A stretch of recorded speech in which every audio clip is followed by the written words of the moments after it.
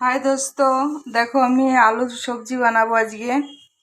তো আলু ছোট ছোট করে কেটে নিয়েছি। কেটে ওর মধ্যে ছোট ছোট পেঁয়াজ কুচি, রসুন কুচি, আদা বাটা, ধনে গুঁড়ো, জিরে গুঁড়ো, টমেটো কুচি, নুন সব দিয়ে অল্প দই দিয়েছি, 1 চামচ মতো দই দিয়েছি, দিয়ে ওকে ভালো করে মেখেছি। মেখে এবার আমি কুকারে বসাবো। কুকারে তেল দিয়েছি, দিয়ে এই পাঁচফোড়ন দিয়ে দিলাম। এবার পাঁচফোড়ন দিয়ে একটা শুকনো লঙ্কা দিয়ে দিলাম। শুকনো লঙ্কার পরে এই গোটা গোলমরিচ, 2টো লং, একটা দালচিনি আর একটা এলাচি দিয়ে দিলাম। দেওয়ার পরে এর মধ্যে ঝালে লঙ্কার গুঁড়োও দিয়েছি। দেওয়ার পরে এবার সবজিটা ওর মধ্যে ঢেলে দিই, দিয়ে নাড়িয়ে দিলাম।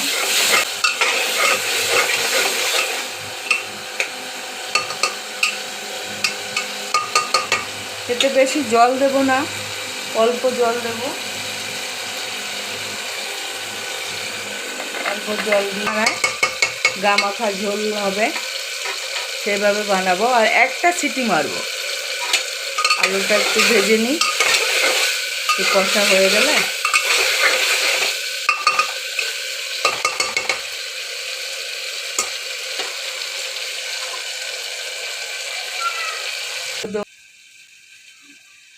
দিয়ে যা দিয়ে খাবে ভালো লাগে, ভাত দিয়েও খেতে পারো। বানিয়ে একবার খেয়ে দেখবে, খুব টেস্টি হয়।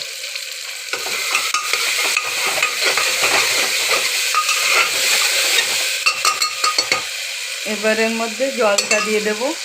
জলটা অল্প দেব। এই বোলটা দিয়ে, যার মধ্যে আলু ছিল ওই বোলটা দিয়ে দিলাম, বসিয়ে দিলাম। এবার আমি ঢাকনা লাগিয়ে একটা সিটি মারব।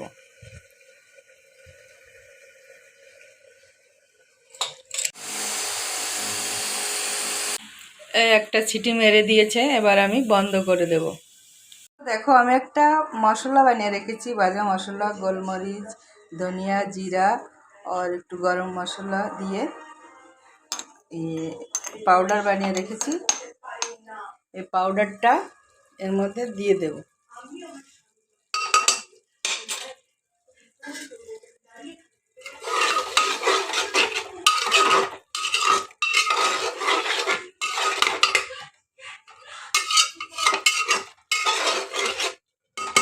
হয়ে গেছে আমার সবজি, এবার নামাবো।